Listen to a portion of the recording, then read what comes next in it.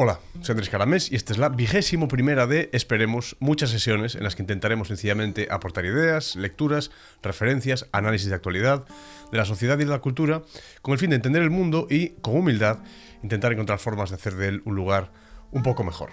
Hoy vamos a hablar de cómo el estado del bienestar es una lacra, realmente, es un desastre, uno de los mayores engaños y casos de manipulación de la historia, me atrevería a decir. La creación de una escasez o necesidad artificial. Exploraremos cómo, lejos de ser un avance, este sistema destruyó redes familiares, redes comunitarias y de apoyo, convirtió la ayuda en una burocracia fría y despersonalizada, y nos hizo mirar hacia otro lado frente a los problemas sociales, confiando ciegamente en que el Estado los solucionaría.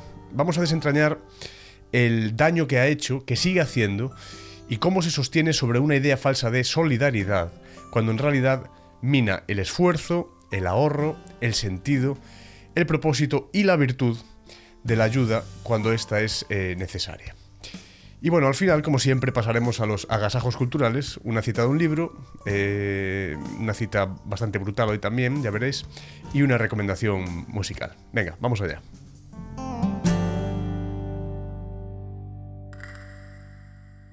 Bien, hoy vamos a desmontar punto por punto la idea de que el estado del bienestar es la cúspide del progreso humano. Porque no solo es ineficiente, también destruye a las personas desde dentro, me atrevería a decir, y las hace peores, además de crear ciclos de pobreza y de dependencia. Agarraos porque empezamos. Es un tema peliagudo el del estado del bienestar, porque lógicamente la mayor parte de las cosas que escuchamos sobre el estado del bienestar son positivas, y cuando hay una crítica, de haberla, cuando la hay, siempre es en el tono de la reforma, de que hay que mejorarlo, de que hay que salvarlo, de que todo esto, ¿no? Pero rara vez se nos explica cuál es su origen y por qué es tan pernicioso y por qué es una manipulación gravísima, además aprovechándose de las querencias, de los miedos y de los anhelos de las personas más desfavorecidas.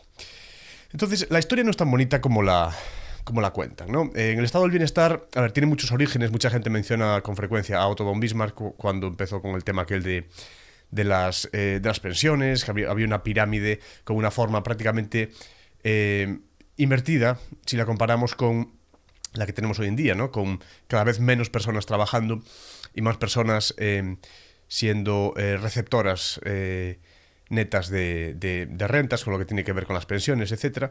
Se suele mencionar a Otto von Bismarck, pero en un libro que vamos a estar utilizando hoy, que es crucial para entender esta cuestión de lo pernicioso que es el estado del bienestar, este libro es The Welfare State We Are In, de James Bartholomew, lo tengo aquí a mi izquierda. En este libro se nos cuenta cómo, al menos desde el punto de vista anglosajón o desde el punto de vista británico, aquello que entendemos como estado del bienestar habría empezado más o menos en la época de Enrique VIII, ¿no? Vamos a dar un poquito de contexto, nada aburrido, nada en plan de historia así densa ni nada, pero vamos a dar un poco de contexto para entender de dónde vienen un poco estas cosas. Ya digo, el origen del estado del bienestar, al menos en ese contexto, es cualquier cosa menos altruista, ¿vale? Enrique VIII, como sabéis, rompe con el papado en el siglo XVI para divorciarse de su mujer, básicamente, y casarse con su amante, con su sirvienta Ana Bolena.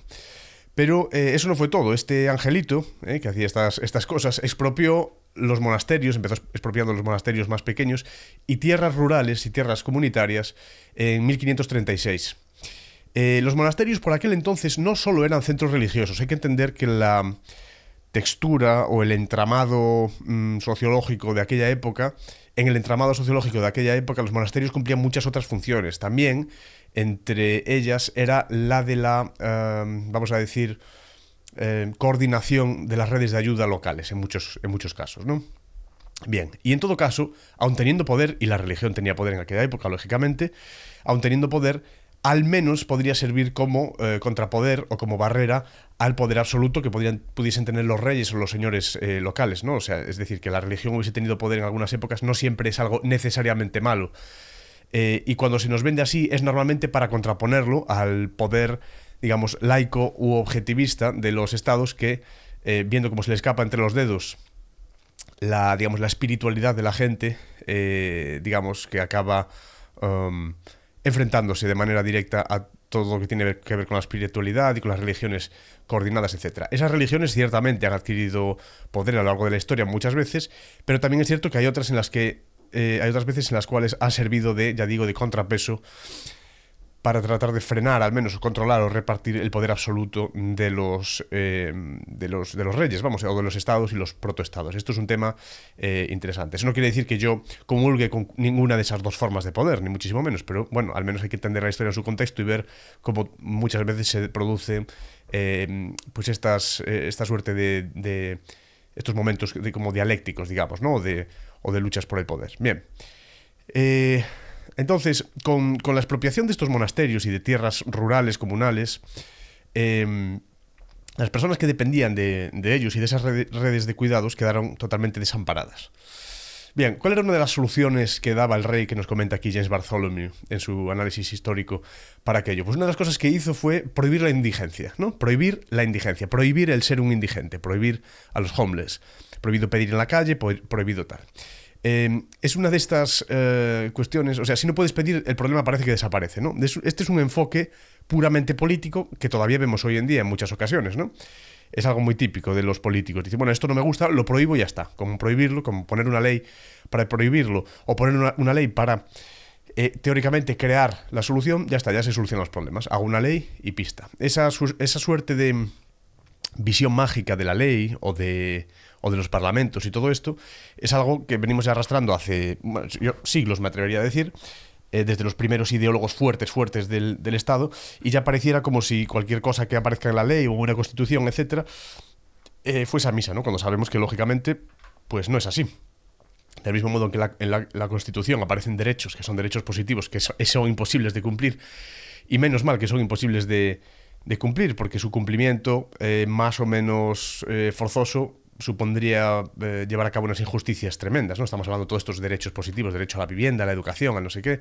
Bien, ya hemos comentado lo de los derechos positivos en otras ocasiones, no vamos a ir por ahí, pero en todo caso, aquí también, ¿no? Prohibimos la indigencia y ya está, se soluciona. Está claro que Enrique VIII y sus colegas, si eran algo, eran políticos, una vez más, ¿no? Que en este caso fuesen reyes y tal, pero su visión de los problemas y de la resolución de los problemas era totalmente política. Brillante. Bueno, pero claro, aquí viene el truco. El Estado crea un problema, quitándole el poder a las comunidades y a las comunidades locales, para luego venderte su propia solución, como algo imprescindible, digamos, ¿no? En 1601, un poco después, llegan las Poor Laws, que se llaman, las Poor Laws, leyes de los pobres, ¿no? Que centralizan la ayuda, o gran parte de la ayuda, en el control, bajo control estatal, digamos. Pero ¿qué pasa cuando quien te ayuda no te conoce ni entiende tu situación, ¿no?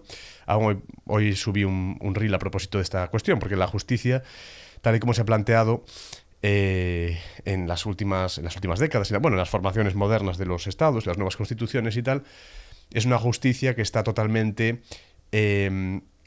desplazada y desligada del contexto de cada persona, de sus comunidades, de sus familias, de sus vecinos, etc. Es una cuestión así como medio robótica, casi anónima, de personas a las que ni les va ni les viene cuál sea el resultado de un procedimiento, y no puede ser, ese no puede ser el tipo de justicia que queramos. Si lo que quisiésemos fuese un Estado totalmente aséptico, hermético, totalitario, que todos somos iguales, pero en el sentido, no para la ley, sino todos somos iguales en el sentido casi como de robots, de autómatas que van a trabajar, hacen a alguien rico, pagan impuestos a los poderosos y se van a dormir por la noche a su casita. Si lo que queremos es eso, pues sí, seguramente queramos una suerte de jueces como imparciales, tan imparciales como pueda ser un juez al que se le ha instruido con unas leyes superestatistas, o tan imparcial como pueda ser una inteligencia artificial a la que se le...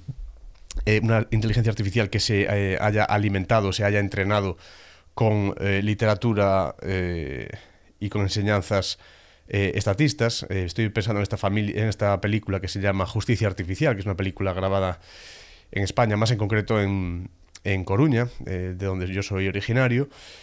y que la vi hace poco. Y bueno, es un planteamiento interesante, ¿no? Esto de acabar delegando la justicia en inteligencias artificiales, porque teóricamente no fallan y serían capaces de pues, ver si alguien miente o no, analizar el movimiento de sus ojos, su lenguaje corporal, su lenguaje verbal, su lenguaje no verbal, toda esta cosa, ¿no? Bueno, miedito, porque lógicamente lo que siempre falta a esta gente, a estos objetivistas radicales les falta siempre, es darse cuenta de que a esas máquinas hay que entrenarlas con algo y hay que meterles algún tipo de información con la cual luego esas máquinas van a operar. Y quien decida qué información se les mete ahí dentro y de qué manera, van a ser los que decidan cuál va a ser el outcome de esas operaciones. Y eso parece que se lo pasan por alto. Bueno, no se lo pasan por alto, de hecho lo saben perfectamente, pero están contentos porque son ellos los que pueden entrenar a esas máquinas o a esas inteligencias artificiales. Pero bueno, que nos vamos por las ramas, como siempre, no pasa nada, no nos avergonzamos ya. Lo que digo, ¿qué pasa cuando quien te ayuda no te conoce ni entiende tu situación? Bien, antes, en su mayor medida, las comunidades locales, las parroquias incluso, tanto aquí como en Reino Unido, que es un contexto que yo conozco y además es un contexto sobre el cual leo mucho.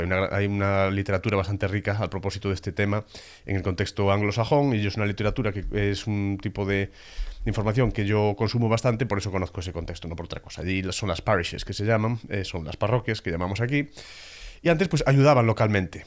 ¿Qué pasa?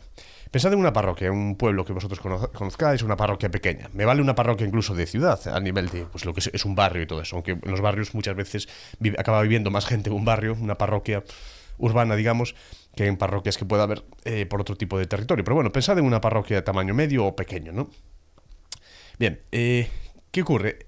Esas parroquias conocían a los necesitados y sabían que había X familia donde, pues porque había habido un caso concreto de alcoholismo muy grave, o porque había habido una tragedia por un asesinato, lo que fuese, o porque había habido un incendio y había una familia que se había quedado sin nada, lo que fuese, conocían la realidad de esas personas a las que tendrían que ayudar. Y sentían, por ser vecinas y por conocerlas, tanto las personas que formaban parte de esa parroquia como los vecinos sentían que debían ayudar, ¿no? Vale, ¿qué ocurre? Conocían a los necesitados y les exigían responsabilidad. Esta palabra es muy importante, está muy utilizada, está muy sobada, pero es muy importante. Responsabilidad.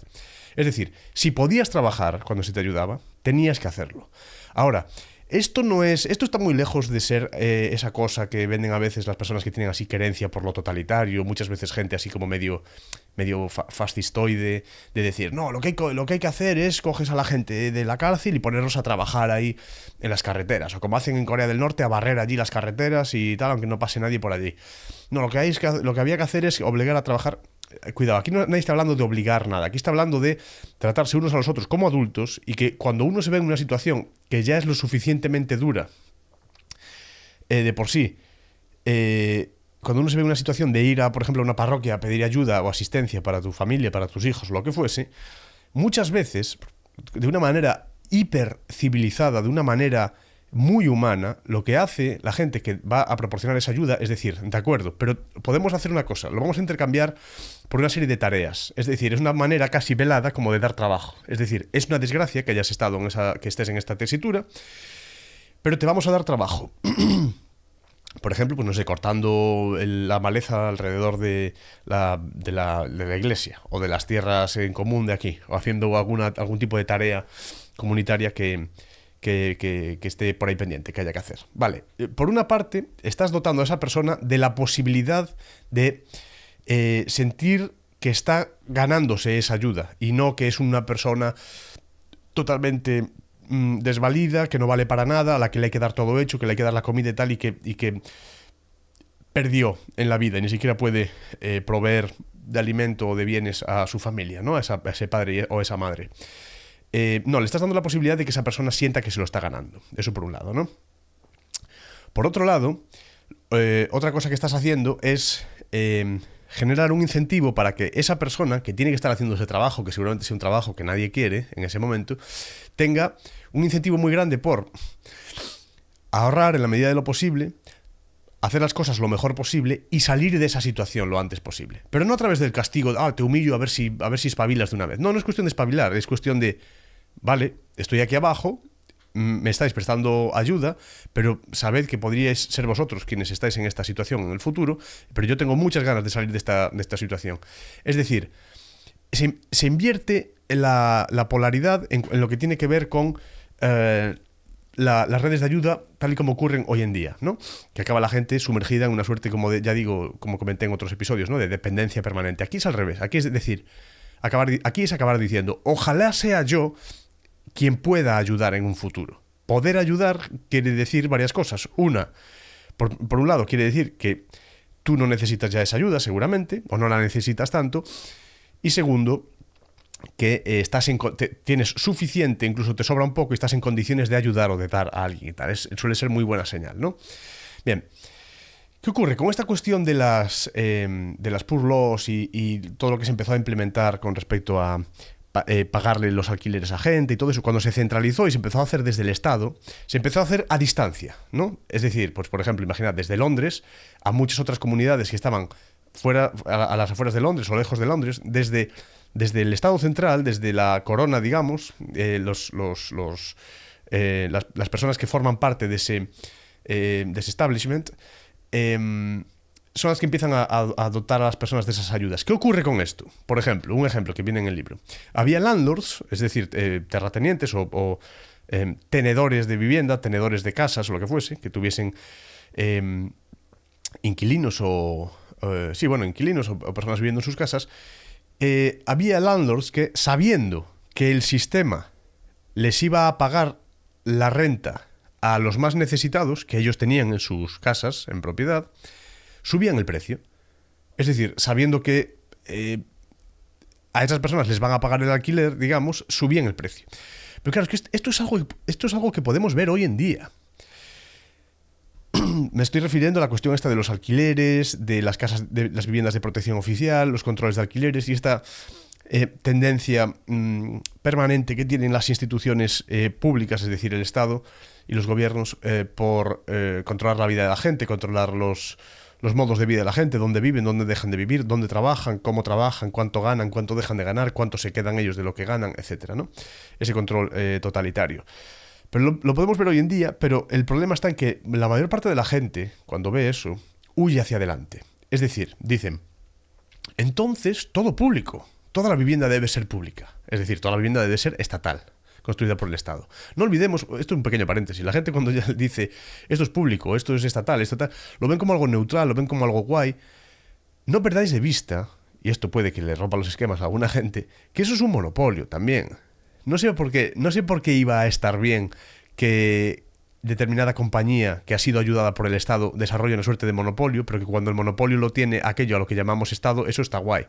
¿Por qué es? Porque está guay. Por la teórica legitimación que ofrece la democracia. El votar cada X tiempo, votos que valen distinto, los votos de las masas que son manipulables a través de las televisiones, las radios, internet, se puede silenciar a mucha gente y se vota una suerte como de marabunta que va ahí, millones de personas votando por el sino, votando por el futuro de otros millones de personas y los que pierden se tienen que fastidiar. O sea, ese sistema que es tan guay, que le gusta a tanta gente, esa teórica democracia, que les gusta porque se les ha convencido de que es la única, es la otra cara de la moneda de la dictadura, como si hubiese solo esas dos opciones.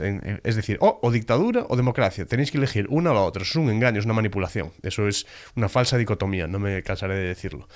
Bueno, pues por eso es más legítimo o está mejor que el Estado sí sea el monopolista de muchas cosas. No sé por qué a alguna gente parece que les gustan unos monopolios, pero los otros no. A mí no me gustan ningunos, ni los unos ni los otros. Y estoy seguro que muchas de las personas que estáis escuchando tampoco os gustan. Entonces, ya digo, la gente huye hacia adelante y dice, pues entonces todo público, toda la vivienda pública. Para que así ya nadie pueda jugar con los precios, ¿no? O subir los precios. Otra cosa de la que la gente se olvida con esto de las viviendas y tal, que es un tema que, bueno, está totalmente contaminado. La gente ya lo único que dice son soflamas, tonterías y tal. No lo único, hay de todo. Hay gente que dice cosas muy sabias, muy interesantes, pero lo que más se escucha por ahí, lo que más se ve, lo que más prepondera es la cuestión, son sandeces, la mayor parte de las veces, lo siento. Digo, esto de lo de los precios. Suben los precios porque hay mucha gente que puede pagarlos. Entonces, ¿qué ocurre? Hay una hiper hay una... ¿cómo es? Dios mío, no me sale la palabra. Availability. ¿Cómo es esta palabra? Una disponibilidad. Hay una hiperdisponibilidad de dinero en el sistema porque se imprime, porque se crean dinero hoy en día de manera muy fácil. Ahí con darle un botón le añaden ahí unos ceros y así es como crean el dinero fiat, lo imprimen y tal. Y está totalmente desligado de la producción de los países. Entonces hay una superabundancia de dinero.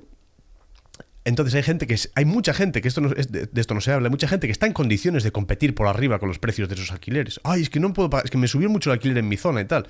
Hay seguramente en tu zona yendo mucha gente que sí puede pagar ese alquiler como lo pagas tú y que lo nota menos porque tiene mayores ingresos. Pero esa gente es silenciosa, esa gente está calladita, esa gente no dice nada. La gente que tiene pisos está contenta. La gente que sí puede pagar esos pisos por arriba está contenta también. Los políticos están contentos también, sobre todo algunos políticos y algunos ministros y ministras que tienen pisos en alquiler ellos mismos. Pero bueno, y así seguimos y tal. Entonces, suben los precios. Si suben los precios es porque hay gente que lo paga. Y si hay gente que lo paga, quiere decir que hay gente que se lo puede permitir y que sufre menos que tú, que prácticamente no te lo puedes permitir o tienes incluso que irte de tu piso para coger uno más barato. ¿Vale? Hay gente que sí se lo puede permitir. ¿Quiere decir eso que está bien? ¿Que esté bien? No. Lo que quiere decir es que hay una suerte como de casi de competencia desleal económica generada la mayor parte de las veces por incentivos económicos creados por los estados, por esa superdisponibilidad teórica de oportunidades, de capital humano, etcétera, en las grandes ciudades, lo cual arrastra los precios hacia arriba muchísimo. Tengo también algún episodio en el que hablo de todo esto. Hay que ir empezando a llamar a las cosas por su nombre, ¿vale? Entonces, ya digo, la gente huye hacia adelante, ¿no? Venga, entonces todo público, todo vivienda pública, para que así ya nadie pueda subir los precios, ¿no? Entonces, la comida también, ¿no? Los supermercados y todo eso tienen que ser todos públicos, deduzco, porque si no van a estar ahí subiendo el precio del aceite, bajando y tal. Va a ser mejor que lo hagan todo el gobierno, ¿no? Los supermercados también. Y la ropa, yo creo que la ropa también nos la tiene que dar todos el gobierno. Que te den a elegir 4 o 5 colores, un par de prendas, camisa, un suéter, pantalón largo, pantalón corto y ya está, ¿no? Pero que nos lo dé el gobierno también. Y supongo que es eso, el agua, la comida, todo lo demás, ¿no? Que nos lo dé todo el gobierno. ¿Cuál es la diferencia? ¿Por qué es diferente eso? ¿Por qué la casa no, pero la comida sí? Es más importante la comida y el agua que la vivienda, por ejemplo. ¿Por qué unos sí y los otros no? No entiendo. Si hay un sistema que lo hace bien, si el gobierno lo hace bien dándote vivienda u otros servicios, ¿por qué no también la comida y lo otro? Entonces, lo que ocurre con esto, siento mucho decirlo, es que lentamente, sin darse cuenta, mucha gente hoy en día apuesta por doblar la apuesta, valga la redundancia, por el totalitarismo. Os aviso de algo, la dirección a tomar es la otra, hay que ir en la otra dirección, no avanzar más por ahí. Entonces hay que regular más, y hay que poner más leyes, y hay que hacer una ley que prohíba que tal, y hay que hacer... espera, tranquilo, estás hiperventilando, a ver, respira un momento, espera. Sufres porque estás yendo por el camino contrario, estás yendo por el camino que lleva al totalitarismo, estás yendo por el camino que lleva al hipercontrol, a la totalización de los poderes del Estado. Tienes que ir en la dirección contraria, en la dirección de la libertad, ¿vale? Quitar más de su poder, menos leyes, menos normas, menos regulaciones. Tranquilo, ¿no? Ya sé que es duro reconocerlo porque llevas toda tu vida engañado, llevas la mayor parte de tu vida, si no toda, engañado, y te han dicho que hace falta más regulación, más poder para el gobierno, más cosas que tienen que hacer. No, son ellos los que, con sus prebendas, sus leyes, esas legislaciones, esas normativas, esos aranceles, esas licencias que generan, etcétera, son ellos los que generan estas desigualdades de las malas, las que acumulan mucho poder y mucho dinero en pocas manos. La dirección es la contraria, ¿vale? Tienes que ir en la dirección opuesta. Venga, seguimos. Bueno, entonces, con esto de las Poor Laws, el sistema empieza a incentivar, por ejemplo, el parasitismo. Claro, esto es duro porque la gente que acaba transitando el tema del parasitismo muchas veces no es consciente y es doloroso reconocerlo, pero es que es una deriva, la mayor parte de las veces, psicológica. Uno acaba ahí y es normal, ¿no? En el libro se nos habla de que Edwin Chadwick, en la mayor encuesta de la historia hasta entonces, formaba parte de un comité al que se le encargó hacer una encuesta muy grande a nivel de, bueno, con lo que tenía que ver con sociología, ver cómo estaba la gente, economía de la gente, las casas y toda esta cuestión. Fue la mayor encuesta que se había hecho en la historia, creo que en todo el mundo, hasta entonces. En esa encuesta, dirigida por Edwin Chadwick, descubrieron casos, por ejemplo, como los de familias dejando a sus madres enfermas fuera de casa para que, negándose a dejarlas entrar hasta que el gobierno no les diese la ayuda que le estaban dando a otra gente por tener a una madre enferma en casa. Es decir, si tú tenías a tu madre, si tu madre se ponía enferma y pasabas a llevártela para tu casa para cuidarla, te daban una ayuda, ¿no? En determinados contextos británicos. Te daban una especie de ayuda. Entonces, ¿qué ocurre? Gente que ya estaba cuidándola y que no había dicho nada, sacaban a la puerta de sus casas a las madres, negándose a meterlas dentro hasta que no les diesen esa suerte de ayuda. Y diréis, bueno, pero ¿quién iba a hacer eso? Hay que ser un auténtico monstruo y todo esto. Bueno, eso puede ocurrir cuando uno tiene grandes necesidades y cuando tiene grandes incentivos. Esta es una de las claves de este episodio, ¿no? El analizar cómo este tipo de normas, ya no es que sean buenas, malas, tengan buenos efectos, tiene un efecto malísimo sobre la moral de las personas. Malísimo. Se ha mencionado ya algunas veces en estos 20 episodios que llevamos ya grabado, 21 con el de hoy. Se me ha mencionado ya bastantes veces cómo este tipo de políticas, una de las cosas que hacen es dañar, minar, distorsionar, empeorar la condición moral de las personas que viven bajo su yugo. Bien, otra cosa que comentan en el libro, por ejemplo, la gente dejaba de remendar la ropa, o de arreglarla, o de cuidar sus propias cosas, de pintar sus casas y todo eso, para poder seguir recibiendo ayudas. Esto ya, una vez más, dependiendo del lenguaje que se utilice a la hora de explicarlo, puede haber gente que diga que se acerca a una suerte como de culpabilización de la gente que es pobre, ¿no? Como de que son pobres porque ellos quieren y tal. No, nadie está hablando de eso. De hecho, yo soy muy crítico con esas visiones. Es al revés. Yo, precisamente, lo que trato de analizar normalmente es cómo las personas que no tienen nada, las personas más desfavorecidas, han acabado en esa tesitura y luego ver de qué manera esas personas pueden salir de ahí. No es así, es al revés, ¿no? ¿Qué ocurre? Cuando tú tienes una sociedad en la cual, por ejemplo, hay trabajos que son muy sufridos, y generando este tipo de incentivos, lo que puedes es afectar a la moralidad de esas personas también.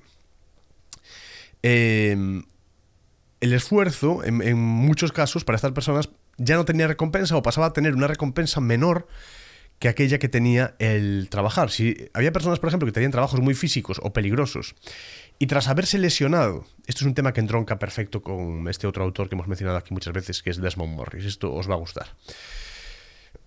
Personas que pudiesen tener un trabajo muy físico o peligroso o que pudiese requerir, pues eso, mucha fuerza, mucha energía, mucho sacrificio. Tras tener una lesión, si esa lesión, si se les proporcionaba una ayuda, vamos a decir, económica por parte del sistema, que estuviese directamente ligada a la existencia y permanencia de esa lesión, lo que ocurría en muchísimos casos, y es lo que consiguieron ver en este informe, lo que ocurría es que esas personas pasaban a tener muchas menos ganas, entre comillas, de curarse o de que se les pasase esa lesión, hasta el punto de llegar a autolesionarse, hasta el punto de no querer, no cuidarse lo suficiente, digamos, para que se les fuese esa lesión.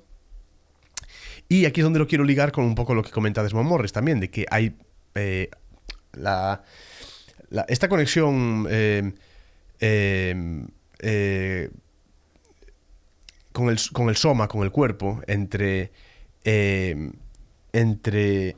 la mente y el cuerpo. Esto que se habla normalmente de la somatización. Soma es cuerpo, el cuerpo físico, que ya digo, que toca Desmond Morris cuando dice que muchas veces ante una falta, por ejemplo, de cariño, de contacto, de contacto con otras personas, de caricias, de cercanía, etcétera, una persona puede incluso llegar a desarrollar una suerte de enfermedad, pues autoinmune, una suerte como de lesión, una suerte como de infección, de catarro, de algo que le haga estar en cama, entre comillas, para acabar recibiendo esos cuidados. Lo que quería no era, entre comillas, su cuerpo enfermó para lograr algo que le faltaba, que era un contacto que de ninguna otra forma era capaz de conseguir, ¿no? Pero esto no es magia ni nada así, es sencillamente son fenómenos psicosomáticos. Esto nos pasa a todo el mundo. Uno está en una situación, pues cuando nos sale una pequeña, no sé, una urticaria, muchas veces la psoriasis está ligada así a eventos pues, traumáticos o de estrés o a épocas de estrés. Y todo esto, ¿no? Bueno, pues esto pasa con frecuencia. También está ligado bastante, por cierto, con los actos fallidos de la psicología freudiana, por cierto. Pero bueno, que va un poco todo por ahí, ¿no? Es una rama que es muy interesante investigar. Y por esto uno también ve cómo luego quizás lo elabore un poquito más, pero cuando uno va por las zonas del mundo donde estas falsas redes de cuidados, que son más bien redes de pesca, de arrastre, de generación de dependencia, que son muchas veces pues toda esta cuestión de las viviendas de protección oficial. Yo lo vi en Reino Unido mucho, viviendas de protección oficial, todos los benefits, que son como los subsidios o las ayudas aquí en el contexto hispano y tal. Lo que ve por ahí es un montón de personas con lesiones, con problemas en la piel, con problemas... Entonces, el problema está en que es muy difícil de separar el grano de la paja. ¿Qué ocurre? Hay muchos casos en los que la situación socioeconómica de esas personas les genera, pues muchas veces, falta de higiene, una serie de rutinas o de modos de vida que pues no benefician a lo que es la salud, ¿no? Pues a lo mejor pues el tema de la bebida, de las drogas, del trasnochar, de tener unos ritmos de vida, pues eso, carentes de buena alimentación, poco acceso a buenos alimentos y todo esto. Y yo soy muy consciente de todo eso, lógicamente.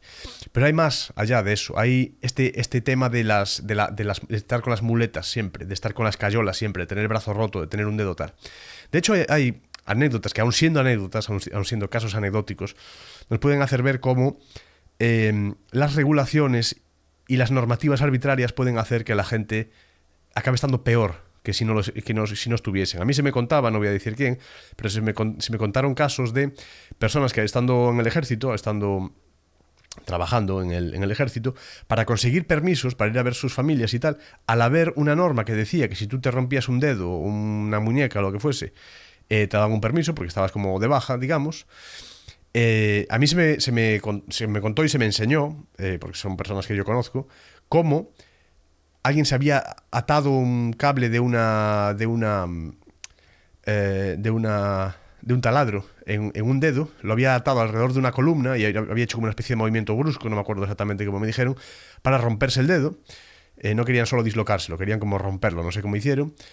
Y de esa manera tener que pues recibir, no sé si una pequeña, a lo mejor cirugía, una cosa y tal, y que los mandasen a casa, ¿no? Porque tenían ganas, yo qué sé, imagínate, de ver nacer a su bebé o de ver a sus padres o porque estaban tristes o lo que fuese, o sencillamente querían estar en casa en Navidad o cualquier historia. Bien, entonces, este tipo de anécdotas, aun siendo anécdotas, ya sé que son anécdotas, es algo a lo que nos enfrentamos todos los días. Este tipo de regulaciones y normativas sí afectan a la psicología de la gente y sí afectan a la moral de las personas también. Y este es el tema fundamental de este episodio. De hecho, en las notas que tengo aquí, el siguiente apartado es la moral destrozada por los subsidios, ¿no? Los subsidios, esto nos lo comenta también James Bartholomew en este libro apasionante que tengo aquí a mi izquierda, mandan 3 mensajes devastadores, ¿no? 1, no ahorres. 2, no ganes dinero.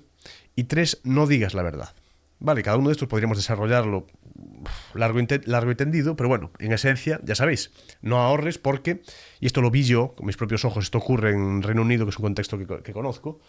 Además, me gusta poner el caso del Reino Unido porque el contexto del Reino Unido es, en muchos casos, muy parecido al español, entre otras cosas porque el sistema sanitario español fue copiado, prácticamente copy-paste, y traducción, o sea, copy-paste del libro de la NHS británica, ¿vale? Del sistema de salud británico. Así se copió aquí en España, ¿vale?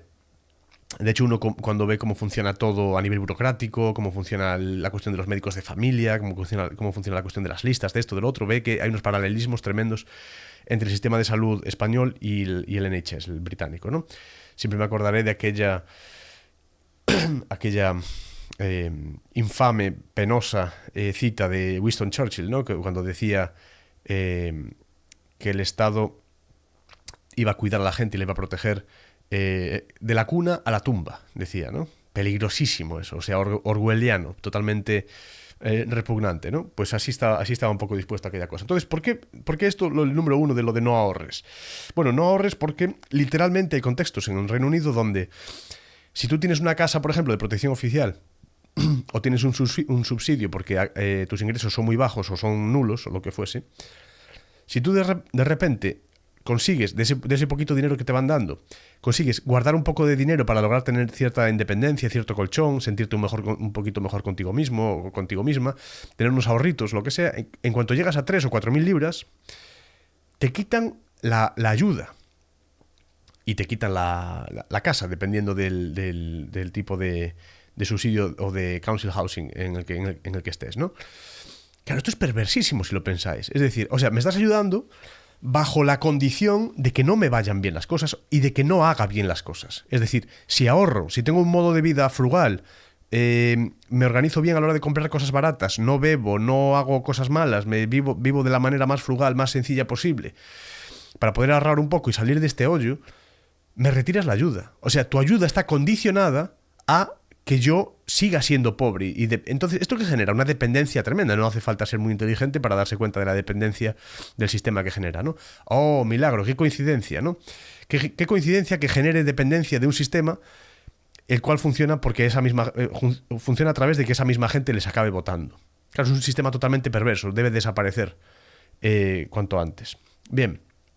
No ganes dinero, la segunda parte, ¿no? Que nos dice James Bartholomew, por lo mismo que acabo de comentar. A partir de un threshold de ingresos, a partir de un punto, te retiran las ayudas. Entonces tus ayudas están supeditadas a que no hagas las cosas bien, a que te vayan mal las cosas, a que seas pobre y dependiente. Porque el sistema te quiere pobre y dependiente. Lógicamente que te quiere pobre y dependiente, claro que sí. Tercero, no digas la verdad. Se buscan todo tipo, lógicamente, de subterfugios, de trampitas, de ponlo a tu nombre, de pon el nombre de no sé qué, por ejemplo, lo que estaba comentando antes, ¿no? Que si ahorras allí, llegas a un mínimo, te quitan la ayuda, te quitan la vivienda pública, etcétera, y puedes perder tu casa donde quizás llevas ahí viviendo un montón de años y de repente dicen, no, es que ya has ahorrado ya este dinero, ya puedes independizarte, ir por tu cuenta. Y quizás tú pienses, pero si yo estoy igual de mal, si estoy abajo de todo, sencillamente estoy intentando asomar un poquito la cabeza, déjeme usted vivir. Es decir, ya que me ayuda, al menos déjeme que saque la cabeza un poquito más, que saque la cabeza del todo y tal. Pero no, el sistema es totalmente perverso y está diseñado así a propósito.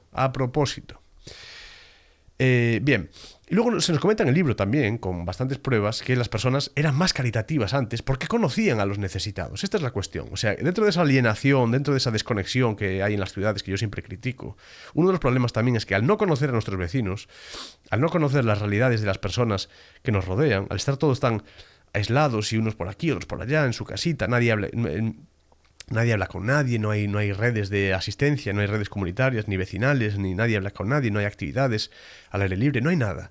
Al no haber nada de eso, no conocemos a las personas que nos rodean y no conocemos a las personas que puedan necesitar cosas. Eso no quiere decir que todos seamos ya malas personas y que no pase nada. Lógicamente, pues yo aquí en mi entorno, si hay un incendio, si hay algún problema, si hay alguien en la calle que grita, necesita ayuda, yo lógicamente voy a ir.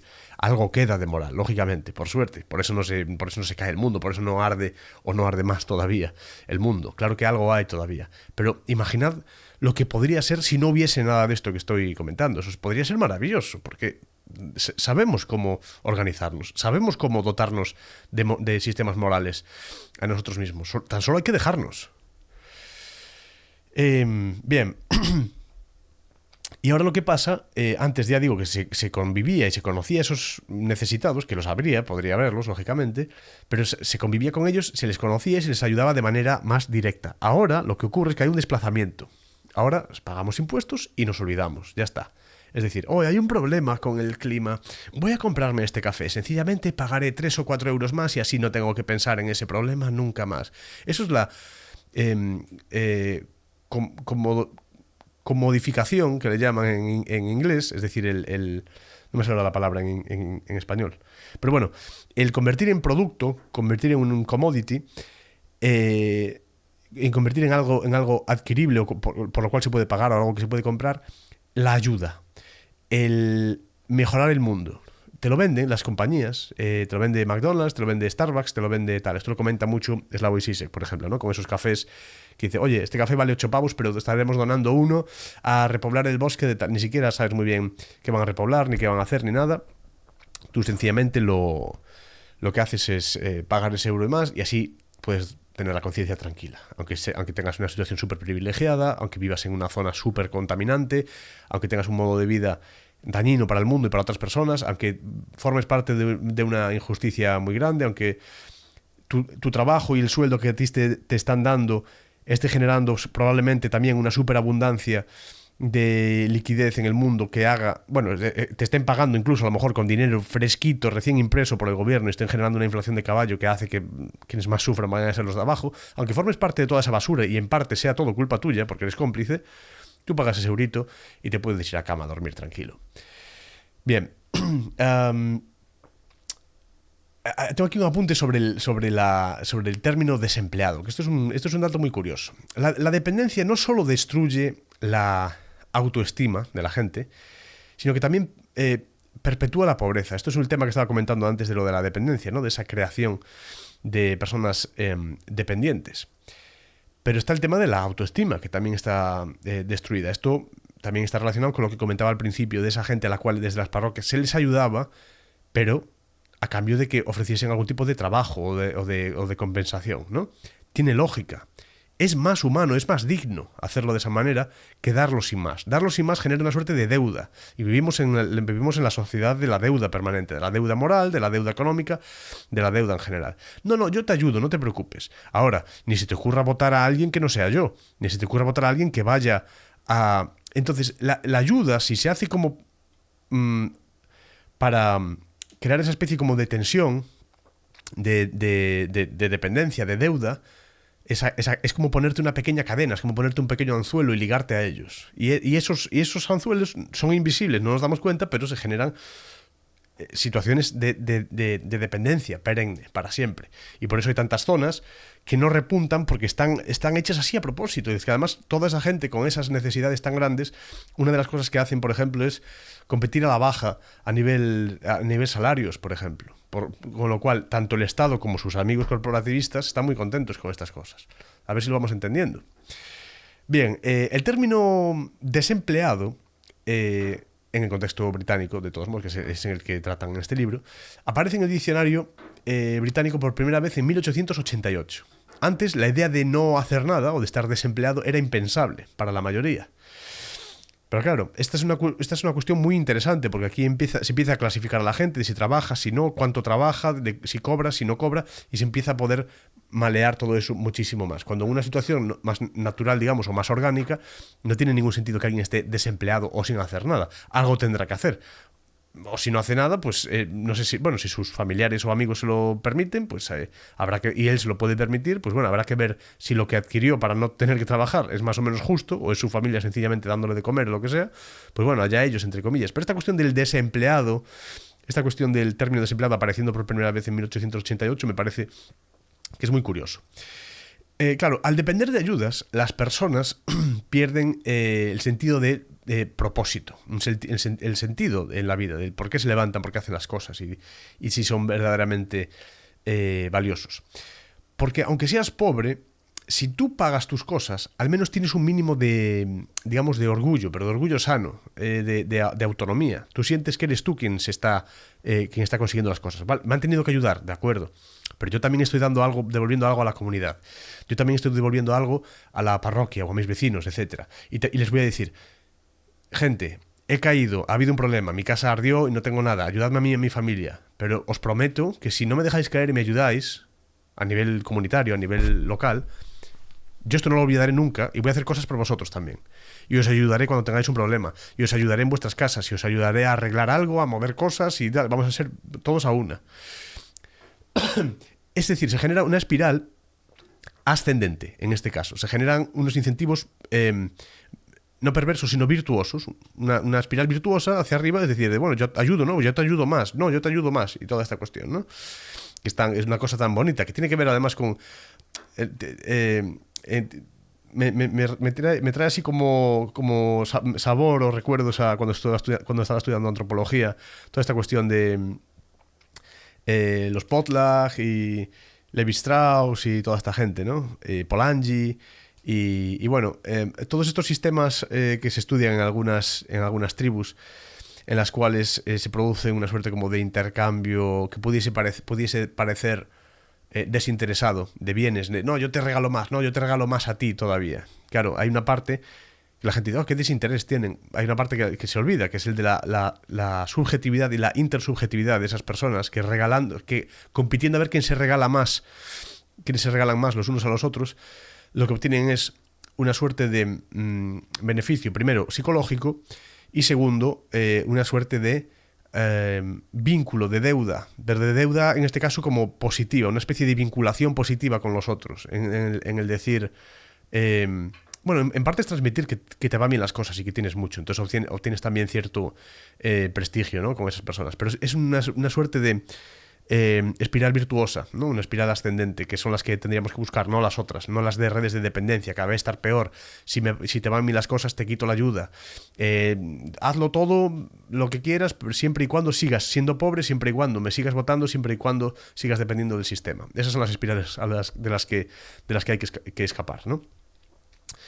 Bien, entonces, lo que estábamos diciendo, ¿no? El Estado rompe esas redes comunitarias que yo estaba mencionando ahora. El Estado del bienestar destruyó aquello que hacía las comunidades fuertes, las redes familiares, las redes vecinales, las redes parroquiales y toda esta cuestión. Las parroquias, los barrios y las familias ya no eran necesarios llegados a este punto. Ahora todo dependía pues de un gran papá-estado, de un gran papá-estado que era el que iba a poner esa especie de paraguas y les iba a proteger a todos.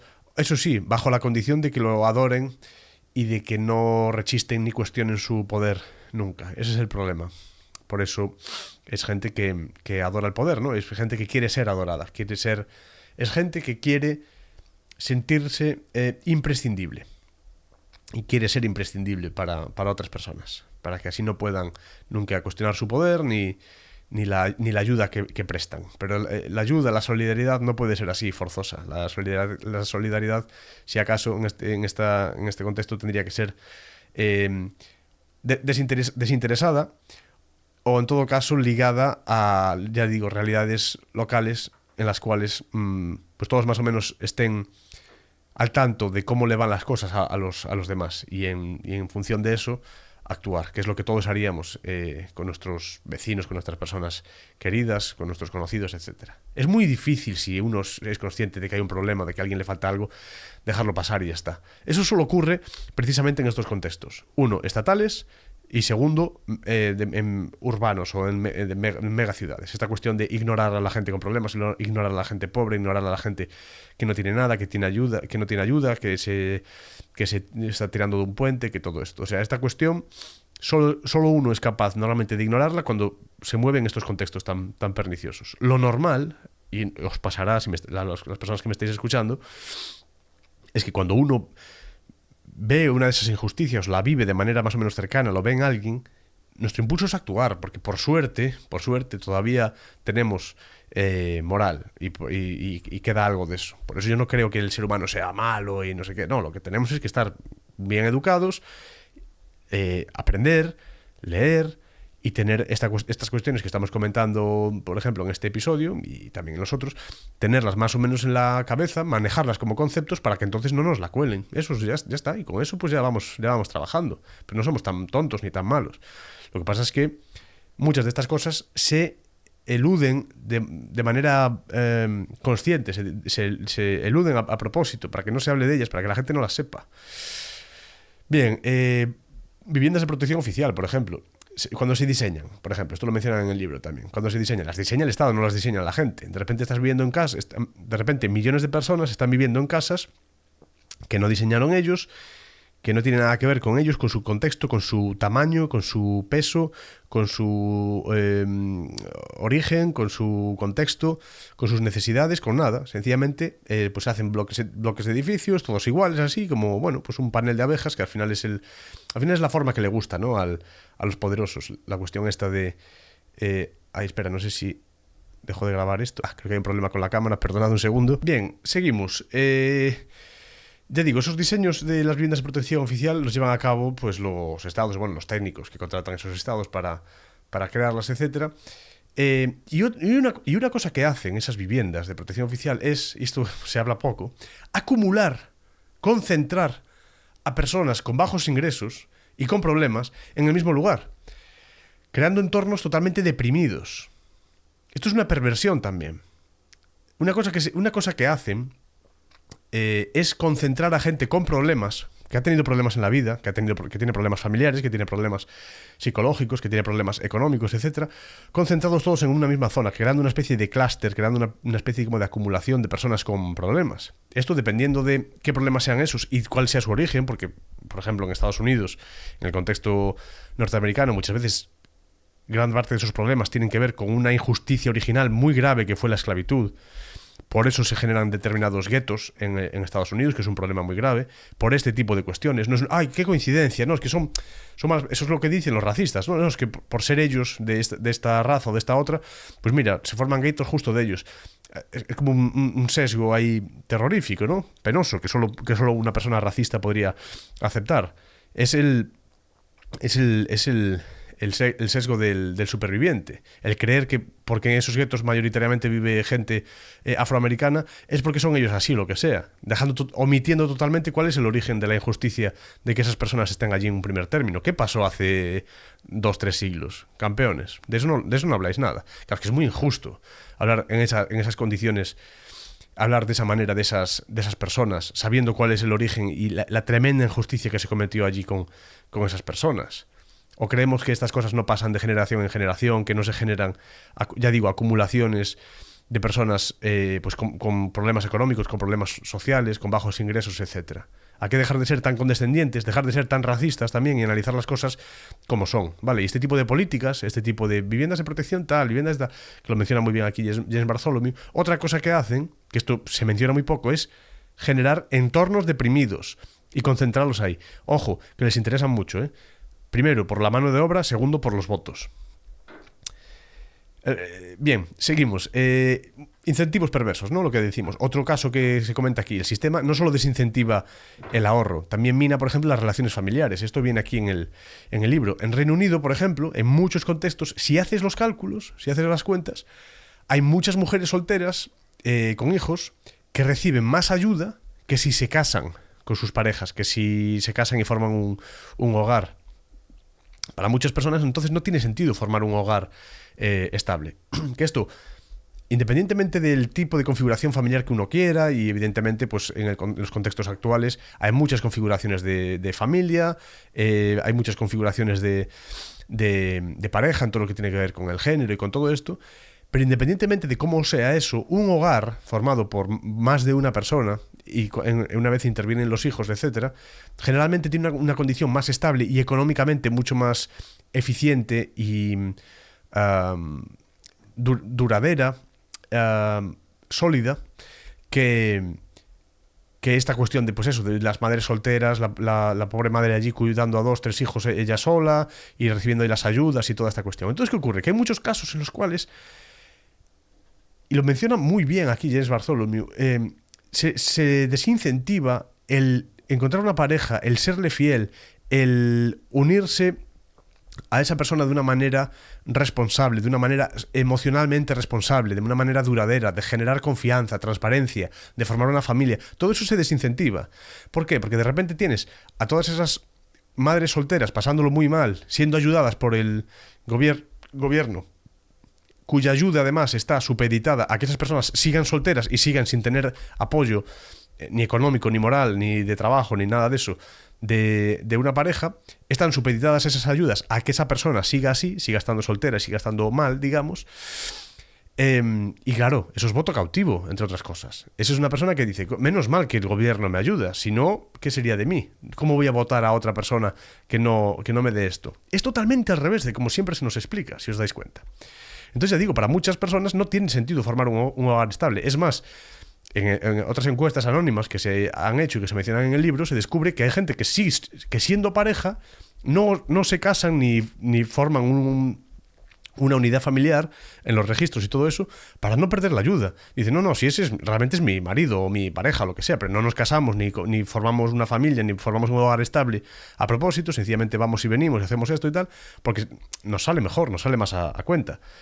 Aquí en el libro hasta hace la cuenta, os invito a leerlo. No sé si está en español, la verdad, este libro no lo he visto. La edición en inglés está muy bien, tiene un papel súper grueso, pesa muchísimo este libro. Es un libro, hombre, tampoco está largo, es un libro que tiene 430 y pico páginas, más o menos, 450. Vale, es un libro bien, tampoco es muy corto, pero por el tipo de gramaje que tiene y de tinta y tal, es pesadísimo. Es un libro que pesa. No sé si hay alguna edición en español, ya digo, pero en todo caso os animo a aprender a leer en inglés, porque hay muchos libros a los cuales de otro modo no tendréis acceso. Entonces es una de las primeras cosas que yo sí que recomendaría. Bien, entonces eso, hay unos incentivos perversos ahí para no formar unidades familiares sólidas, ni para generar eso, confianza, transparencia, responsabilidad emocional, responsabilidad amorosa y toda esta cuestión. Luego otra cosa que hace el Estado con estas cosas es, aparte de diseñar esas viviendas a su manera, esos bloques generalmente, en la mayor parte de los casos, horrendos, con unos parques asquerosos en el medio a los que nadie quiere ir, que deprimen solo de verlos, etcétera. Una cosa que han hecho también es meter a los niños en bloques de edificios. Encerrar a niños en bloques de edificios. En Reino Unido, las viviendas sociales concentran a estas familias en esos bloques de pisos grises, alienantes, penosos, ¿no? Como con tintes soviéticos muchas veces. Los niños empiezan a crecer sin espacio para jugar, sin comunidad, sin identidad, sin nada de esto. Claro, aquí nos puede parecer normal, porque en España el crecimiento de las ciudades en los últimos, pues ya desde los años 50, ya en el franquismo, que empezó toda esta especie como de éxodo rural y tal, hasta ahora, pues en estos 75 años, se dice pronto, en estos últimos 75 años más o menos, el crecimiento abrupto de las ciudades fue tan brusco y tan creado en el contexto ya digo, franquista, que vaya, parece que vuelvo a tener un problema con la cámara, disculpad un momento. Bien, pues como decía, ese éxodo rural que tiene lugar ya en el franquismo en los años 50, que hace ya 75 años de eso, que se dice pronto, se produce de manera tan abrupta que ya el establecimiento de los grandes bloques de edificios se produce ya por entonces y tal. Yo tengo un libro sobre la urbanidad aquí en Galicia, que es muy interesante el ver cómo de golpe, por los procesos forzados, centralistas y totalitarios, en cierto modo, de industrialización a los que se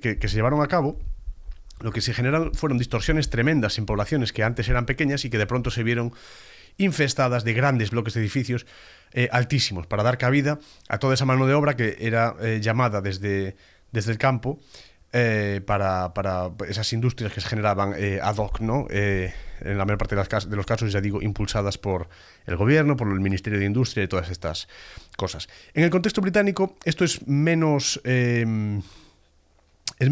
corriente, porque allí las casas solían ser más bajas, de tipo bajo, unifamiliares, todo esto, y esto lo que genera es que llame mucho la atención desde el principio, cuando estas viviendas de protección oficial se generan en esos bloques de edificios que para nosotros son normales, pero a ellos les llama mucho la atención. Y de pronto, claro, los niños dejan de estar tanto tiempo en la calle, a pie de calle, por supuesto totalmente desligados de todo lo que tiene que ver con la naturaleza y con algo medianamente orgánico y sano, y ahí se ven acumulados. Entonces a James Bartholomew le llama mucho la atención eso en ese caso. Pero sobre todo es hablar de que en general ahí las instituciones acaban decidiendo dónde y cómo vive la gente y cómo eliminan su sentido de pertenencia. Esa gente a la que se le ayuda y se le pone a vivir en ese sitio, porque no tienen otro sitio, no tienen donde caerse muertos, como dirían allí, de repente no tiene raíces ya, no tiene nada, no tiene ni siquiera ese sentimiento, ni ese último orgullo, ese sentimiento de pertenencia, de ser de algún sitio. Por no hablar, lógicamente, de los orígenes totalmente injustos de todas las personas que fueron arrancadas de sus raíces a través de la esclavitud y otro tipo de injusticias, ¿no? Terroríficas. Pero bueno. ¿Qué más? Así un par de datos. Venga. Claro, luego está el mito de la salud pública perfecta, ¿no? En el estado del bienestar también. ¿Qué pasa con el famoso sistema de salud británico? Imitado aquí en España, imitado en tantos sitios. Datos y e informes que va citando aquí. Es un libro bastante bueno en ese sentido. Datos que va citando aquí James Bartholomew. Llegó a haber en la NHS británica, en el sistema de salud británico, 8 administradores por cada 10 enfermeros. 8 administradores por cada 10 enfermeros. Nos podemos reír, nos puede hacer más gracia, menos, pero es algo que aquí en España nos recordará también a algunas cosillas, ¿no? Que nosotros también experimentamos y vemos todos los días. La burocracia del sistema se come los recursos mientras los pacientes, la gente que tendría que ir a esos hospitales, esperan en esas listas de espera interminables que todos conocemos. La centralización no solo es ineficiente. Normalmente se dice que la descentralización es ineficiente. Oye, ¿para qué quieres tantos parlamentos? ¿Para qué quieres tanto todo eso? ¿Para qué quieres tanto tal? Te lo han colado, tío. Te han colado que eres de derechas, que eres como así tal, que no quieres tantas duplicidades. El separatismo es muy malo. Te han colado todo eso. Te sientes ahí muy campeón, siendo como... Y eres más de izquierdas de lo que crees. Realmente eres súper estatista, probablemente socialista, y no te has dado cuenta. ¿De qué sirve la descentralización? Sirve de que en caso de haber poder, ojalá no hubiese poder de ese estilo, pero en caso de haberlo, al menos que esté más cerca de la gente y conozca las tesituras de aquellas personas, porque seguramente cuando tengan que tomar alguna decisión, al menos será una decisión que esté más ligada a las realidades de esas personas, en lugar de hacerlo desde un lugar ahí central que no conoce nada de la realidad de la gente para la que se supone que está gobernando. Esa es una de las cosas para las que sirve esa descentralización y esas duplicidades, etc. Pero bueno, la centralización realmente es más ineficiente, no menos, pero además genera una desconexión total, como digo, entre los gestores y las necesidades reales de las personas. Esto hay que pensarlo también. Sobre todo tienen que pensarlo la gente de derechas en España. Es una tarea pendiente que tiene la gente de derechas en España, porque la han colado desde la derecha española en esa inversión ideológica que se ha generado aquí en España por diversas razones, pero el que dio la estocada final fue Franco. Se les ha dicho que que para ser de derechas hay que ser jacobino, es decir, para ser de derechas hay que ser de izquierdas, hay que ser centralista, un gran estado central que lo controle todo desde Madrid y Os la han colado, es al revés. Bien, la centralización de la ayuda destruye además el tejido social y estas redes de ayudas que menciono siempre. Se podría resumir como que antes las comunidades cuidaban de los suyos, como tiene que ser, esta cosa. No, es que si no, la gente tendría que cuidar a su madre y a su... Ya, claro, lógicamente tendrá que cuidar a su madre. ¿Quién va a cuidar a su madre si no la cuidan ellos? Llega un momento en el que estamos locos. O sea, no, es que tengo que ir a currar. No puedo cuidar. Estamos tan alienados, ya nos identificamos tanto con nuestros trabajos que la gente dice, uy, tengo que dejar al niño en una guardería todo el día para poder ir a currar. Menuda liberación esta madre que en lugar de estar con su hijo está 10 horas en una oficina. Pues vaya invento, lo hemos conseguido, genial, qué bien, el ser humano ha evolucionado, por fin. Podemos tener un bebé automáticamente, aparcarlo en una guardería para poder ir a una oficina a hacer ricos a otros. Genial, venga, de puta madre. Bien, ahora todo se delega, entonces, en una especie de sistema abstracto, de cosas que se nos otorgan, cosas que se ponen a nuestra disposición, pero es un sistema abstracto y lejano, además, que no nos conoce de nada. El resultado, pues esta sociedad que tenemos, deshumanizada, donde la empatía ha desaparecido totalmente, donde la responsabilidad individual ha desaparecido totalmente, donde la responsabilidad colectiva ha desaparecido totalmente, donde las redes de cuidados, la sensación comunitaria ha desaparecido totalmente, y donde, estando totalmente separados unos de los otros, estando totalmente desconectados, lo único que nos une es nuestro papá, el gobierno. Ese es el problema. ¿Y qué dice el Estado? Nos dicen que la gente moría joven porque no había ayudas públicas, porque no había sistemas de bienestar, sistemas de salud. Claro, ¿dónde moría esa gente así? Primero, las medias de edad de esas de muerte y tal, normalmente se ven alteradas también por muertes en guerras que los mismos estados generaban. Ya una distorsión tremenda en las gráficas y en las estadísticas. Y segundo, es que morían en las ciudades, es que morían de enfermedades, el cólera y no sé qué. Ya, claro, en las ciudades, idiota. Si vives en el Londres de 1700 y estás echando el pis por la ventana con la caca de los caballos, con las gallinas por allí, bebiendo el agua de allí cerca y tal, ¿cómo no vas a tener cólera? Es que hay unos sesgos históricos que nos han contado la historia de una manera que es que no es así. Dices, no, es que la gente se moría y todo se moría y tal. la cuestión esta de que la gente, antes todo el mundo se moría con 30 años y todo eso, y ahora morimos de viejos gracias al sistema de salud público y todo eso, esto es un engaño terrorífico. Es muy parecido al tema este de como los únicos sitios donde se han preservado, no los únicos, algunos de los principales sitios donde se han preservado restos humanos, huesos, etcétera, han sido cuevas, sencillamente porque están menos expuestos a la intemperie, a cuestiones climáticas, a cuestiones de pues, alimañas, animales y todas estas cosas. En las cuevas estaban muchas veces más protegidas, ¿no? Pues, del sol y de las inclemencias y todo eso. Entonces se encuentran más restos ahí. Claro, el científico incipiente lo que piensa es, coño, antes todos los humanos vivían en cuevas, entonces los cavernícolas, se inventan el rollo de los cavernícolas. Eso es una tontería, es un sesgo del superviviente. Para que no lo sepa, lo cuento rápido. Ahí, el ejemplo que se suele poner es el de los aviones en la Segunda Guerra Mundial. Los que regresaban con una serie de agujeros en las alas, en el fuselaje y tal, ¿no? Y allí donde tenía agujeros iban reforzando y hacían más grueso el metal del fuselaje y tal para frenar esas balas. Cuando es al revés, alguien de repente utiliza la cabeza de verdad, una persona con inteligencia, y dice, perdona, espera, los aviones que tienen agujeros en estos sitios han conseguido volver. Los sitios donde no tienen balas serán los sitios donde las recibieron aquellos aviones que no han vuelto. Habrá que reforzar precisamente las zonas en las cuales estos aviones no tienen balazos, porque eso querrá decir que los sitios donde sí las tienen no son tan importantes y los sitios donde no tienen balazos sí lo son. Los aviones que no han regresado han recibido balazos en estos sitios, precisamente, ¿no? Entonces, así es como hay que utilizar un poquito la cabeza. Bueno, esto no quiere decir que sea fácil. Esto solo gente pues con una gran capacidad y con una gran inteligencia es capaz de pensar en estas cosas. Pero tenemos que empezar a aplicarlo. Ya conocemos este tipo de sesgos, ya tienen nombres y todo esto, ¿no? El sesgo que si el superviviente, que si tal. Pues lo mismo que pasa con las cuevas, pasa con esto de lo de la edad y todo esto. Nos han vendido un cuento que parece que la gente... es que antes se morían todos con 25 años por una infección de... No, perdón, a ver, espera. No, es que había y cólera y la peste negra y todo. Bueno, sí, estás hablando siempre desde el contexto de las grandes ciudades. El otro día estaba yo streameando, estaba haciendo un directo en Twitch. Bueno, en Twitch y en YouTube. Ojo, que ahora estoy haciendo multistreaming. No sé cuánto durará, pero voy a intentar hacerlo siempre así. Siempre no, de momento, en las dos plataformas. En todo caso, estaba en directo y estábamos viendo un vídeo de esto de la cuestión en Japón, en Tokio, pero sobre todo en Osaka, de pues estos niños que viven en la calle y estos problemas que hay allí con los... ¿Cómo se llaman? Toyokos o algo así. Y claro, decían allí...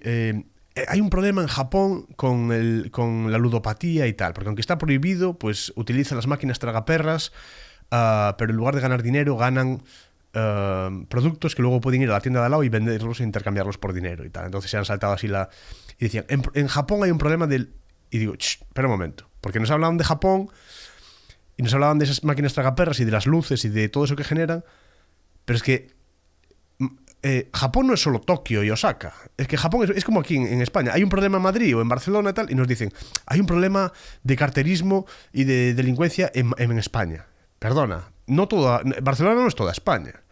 Habrá muchas zonas en Soria, en Ciudad Real, en algún pueblecito por ahí de Jaén y tal, que la gente esté tranquila, que la gente sea de allí, que se conocen, que están bien y tal. Hombre, habrá algún problema de vez en cuando, pero no será como lo que ocurre en Barcelona. Pero tendemos siempre a extrapolar todo lo que ocurre en las grandes ciudades y a darle el nombre de toda una región, de toda la piel de toro, de toda la península ibérica y tal, cuando las realidades locales son infinitamente variadas y distintas de lo de un sitio en concreto.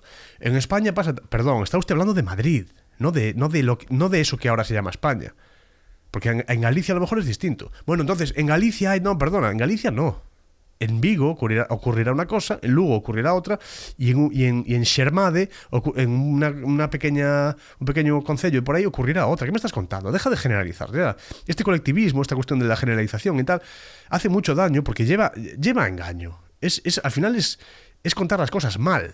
Pero mal a propósito, además, con una intención de engañar. En España pasa esto. No, perdón, tú estás hablando de Barcelona, o de Madrid, o de Valencia, o de Bilbao, pero no estás hablando del resto de sitios. Entonces hay que empezar a ver estas cosas también de esta manera, porque las realidades locales son muy distintas. Y al final lo que vemos en la tele siempre es el sesgo de pum, pum, pum. La mitad de las cosas que ocurre todo en Madrid, y todo en Barcelona, y todo en no sé qué. No. Es mucho más que todo esto. Vamos a tenerlo en cuenta también. Entonces, con esto de que la gente moría toda joven, todos ahí con el cólera, todos podridos y tal, tú me estás hablando de Londres. Me estás hablando de las grandes ciudades en aquel entonces, que ya eran bastante grandes de por sí, y unas condiciones lógicamente higiénicas terroríficas, y el agua contaminada toda por las heces y los detritus humanos, lógicamente. Pero no me quieras vender que tenían la misma cantidad de cólera y de contaminación de los acuíferos en las zonas urbanas de Cornualles, en Reino Unido. Es que porque no me lo voy a creer, sencillamente, porque me estás intentando engañar. Y me estás intentando vender que fue tu sistema público monopolizado por el Estado el que me ha venido a mí a salvar la vida. ¿Qué dices, colega? ¿Qué estás diciendo? Si ya solo con lavarnos las manos ya hemos solventado la mitad del problema. En fin. Entonces, pues con conclusiones. ¿Qué voy a decir? Es que ya con lo que os he dicho, yo creo que ya han salido como 10 o 20 conclusiones. Sencillamente, pues el estado del bienestar no es un logro, es un chantaje. Se nos quita con una mano para darnos migas con la otra. Mientras tanto, al mismo tiempo, se destruye nuestra moral, se destruye nuestra autonomía y se destruyen nuestras comunidades. Entonces, ¿de verdad queremos seguir dependiendo de un sistema que nos hace dependientes y que nos hace peores personas en el sentido moral? Bien, pues venga, ahora como siempre vamos con los agasajos culturales. Voy a apuntar aquí el minuto para que luego me sea más fácil encontrarlo, aunque bueno, he de decir que voy a tener que buscar esos 2 momentitos donde tuve que parar para arreglar la cámara, y eso también, esta vez no me libro, voy a tener que buscarlo ahí en la imagen del sonido, pero bueno, no pasa nada. Bien, la cita de hoy va a ser de Federico Nietzsche, ¿vale? Creo que ya leí alguna de Nietzsche alguna vez, pero nos podemos repetir, no pasa nada, porque de Nietzsche hay mucho. En concreto, el punto 4 entero del Tratado Segundo de su Genealogía de la Moral. Es un libro crucial, ¿no? Lo voy a repetir para que, por si lo queréis localizar, lo que sea. La Genealogía de la Moral de Nietzsche tiene varios tratados. El Tratado Segundo, del Tratado Segundo voy a leer el punto 4, ¿vale? Sabéis que este libro, La Genealogía de la Moral, es un libro crucial en la historia de la filosofía. Nos guste más o nos guste menos Nietzsche y las lecturas que se hayan podido hacer de él y todo esto, lógicamente es un filósofo que es interesante, es bonito de leer. Se decía esta cuestión, creo que lo decía él de sí mismo, ¿no? Que filosofaba a martillazos, y es cierto que, bueno, es una manera de escribir prácticamente aforística. Cada frase es como un pequeño bombazo. Y bueno, en todo caso, pues es muy estimulante, ¿no? Intelectualmente y tal. Más allá de que podamos estar de acuerdo o no, es una mente muy interesante la de Nietzsche y cómo desplegaba su pensamiento. Bueno, pues paso a leer la cita, que tiene que ver con entre otras cosas, con la etimología de la culpa en alemán. Vamos a ver. Lo tengo aquí. Espera un segundo. Bien, voy a intentar leerlo de la manera más clara. Con este podcast me he dado cuenta de que no se me da muy bien, o creo, al menos, que no se me da muy bien leer en público o narrar. Pero bueno, así me sirve para practicar y para mejorar. También es cierto que cuando llego a este punto de leer las citas, suele ser al final, claro, es siempre al final del podcast, entonces ya empiezo a tener un poco la boca pastosa, estoy un poco cansado, llevo un rato sin beber y todo esto, entonces tampoco influye. Yo no es que tenga la mejor pronunciación del mundo, y hay veces que intento hablar muy rápido, intento hablar más rápido. Me va más rápido la cabeza que la boca, ¿no? Es muy típico esto. Pero ya digo, al ser al final del episodio, pues muchas veces supongo que tengo ya así la boca pastosa, estoy medio cansado y tal, ¿no? Incluso a nivel muscular. Voy a dar un trago de agua y os leo esta cita.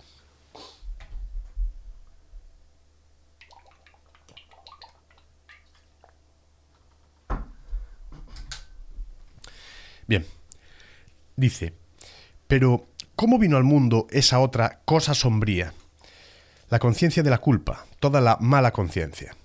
Y con esto volvemos a nuestros genealogistas de la moral. Dicho una vez más, ¿o es que todavía no lo he dicho?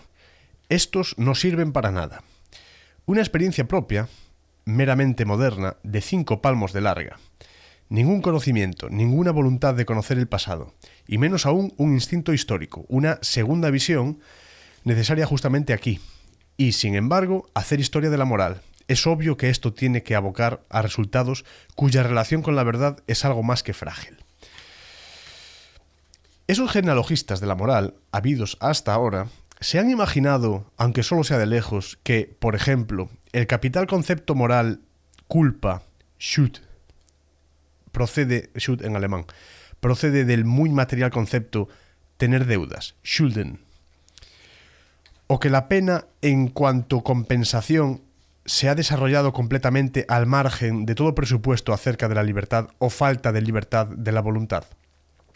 Y esto hasta el punto de que, más bien, se necesita siempre un alto grado de humanización para que el animal hombre comience a hacer aquellas distinciones mucho más primitivas de intencionado, negligente, casual, imputable y sus contrarios, y a tenerlos en cuenta al fijar la pena. Ese pensamiento ahora tan corriente y aparentemente tan natural, tan inevitable, que se ha tenido que adelantar para explicar cómo llegó a aparecer en la tierra el sentimiento de la justicia, el reo merece la pena porque habría podido actuar de otro modo. Es de hecho una forma alcanzada muy tardíamente, más aún una forma refinada del juzgar y razonar humanos. Quien la sitúa en los comienzos hierra toscamente sobre la psicología de la humanidad más antigua. Durante el más largo tiempo de la historia humana se impusieron penas no porque el malhechor se le hiciese responsable de su acción. No porque al malhechor se le hiciese responsable de su acción. Es decir, no bajo el presupuesto de que solo al culpable se le deban imponer penas, sino más bien a la manera como todavía ahora los padres castigan a sus hijos, por cólera de un perjuicio sufrido, la cual se desfoga sobre el causante, pero esa cólera es mantenida dentro de unos límites y modificada por la idea de que todo perjuicio tiene en alguna parte su equivalente y puede ser realmente compensado, aunque sea con un dolor del causante del perjuicio. Brutal esto. ¿De dónde ha sacado su fuerza esta idea antiquísima, profundamente arraigada y tal vez ya imposible de extirpar, la idea de una equivalencia entre perjuicio y dolor? Yo ya lo he adivinado, de la relación contractual entre acreedor y deudor, que es tan antigua como la existencia de sujetos de derechos, y que, por su parte, remite a las formas básicas de compra, venta, cambio, comercio y tráfico. Bueno, pues esta es la cita. Tremendo lo que nos hace aquí Nietzsche, ligando la cuestión de la etimología de culpa, Schuld, en alemán, con culpa con deuda, ¿no? Una especie de deuda moral, es una especie como de componente metafórico, ¿no? Una especie de metáfora, de sentirse culpable, sentirse como en deuda también física, física o económica, digamos, con alguien y cómo el dolor se supone, por ejemplo, la justicia punitiva, que yo hoy comentaba en un reel ahí en Instagram, precisamente, la justicia punitiva vendría a, teóricamente, según esta gente, a resarcir el desequilibrio o el desajuste generado por un crimen o por la falta que se haya cometido. Es decir, bueno, se me robó algo, se me sustrajo algo, se me hizo algo malo. Pero el dolor de la otra persona, que la otra persona sufra, va a resarcir eso. Bueno, eso es un pensamiento tremendo, ¿no? Una suerte como de apelación así a la magia, una suerte como de vasos comunicantes morales muy extraños, ¿no? De que a ti te satisfaga el dolor de la otra persona, como si fuese una suerte de moneda intercambiable por lo que a ti se te ha sustraído, es un tema muy curioso, ¿no? Bueno, pues esto es Nietzsche, ¿no? Esto es literalmente una página y media y bueno, da mucho sí que pensar y tal, muy, muy interesante. Bien, en cuanto a la recomendación musical, hoy quiero proponernos escuchar People Watching, de Sam Fender. Fender como la marca de guitarras, ¿no? Como la marca de Fender Stratocaster, Telecaster, yo qué sé, Jazz, Jaguar, todas esas guitarras de Fender. No quiero decir que él sea de la familia esa, ni de esa marca ni nada, pero bueno, People Watching de Sam Fender. Sam Fender tiene canciones muy buenas. Esta en concreto forma parte de un pequeño adelanto que acaban de sacar ahora a principios de 2025, del disco de mismo nombre, si no me equivoco, People Watching, que creo que sale en 25 días, el 21 de febrero.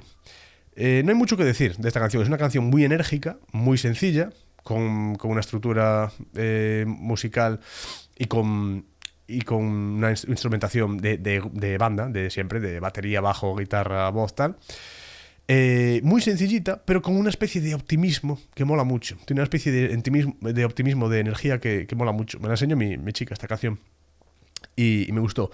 Tiene un toque además a lo mejor de de 1975. ¿Sabéis este grupo, no? 1975, si no os lo recomiendo también. Se llaman así, de 1975, con números, lo escribís y os sale. Si no lo conocéis, supongo que lo conoceréis, que fueron muy, muy famosos. Pues tienen aire a ellos, ¿no? Que también tienen canciones así de ese... en esa línea. Pero ya digo, sí, mucho optimismo y además la grabación es una pasada, la calidad de grabación es una pasada, suena muy bien. Así que nada, os lo recomiendo. Bueno, pues hasta aquí el episodio de hoy. Se nos ha parado la cámara un par de veces, no pasa nada. Tenía que probar a utilizar la cámara esta. Fue por cuestiones de temperatura. Voy ahora a probar, en cuanto deje de grabar esto, voy a probar a ver si descargo algún método, alguna manera en la que yo pueda conectar la cámara y que no salte la cuestión esa de la temperatura. A ver si lo puedo frenar. Primero, para usarla para grabar estos podcasts, porque se va a ver mejor. Y al final, pues bueno, hay gente que sí que valora la calidad de la imagen y verme el jepeto mientras yapeo, mientras hablo. En todo caso, con la cámara, pues lógicamente se ve mejor, ¿no? Voy a intentar arreglar eso. Y también para streamear. Claro, streamear sería todavía peor, porque a veces que estoy 2-3 horas, estamos en directo haciendo cosas, reaccionando a cosas y tal, y claro, si se me apaga la cámara, pues mal vamos, ¿no? Hombre, siempre tendré otra ahí de repuesto por si acaso al lado, pero bueno, lo ideal sería que no se parase en ningún momento, ¿no?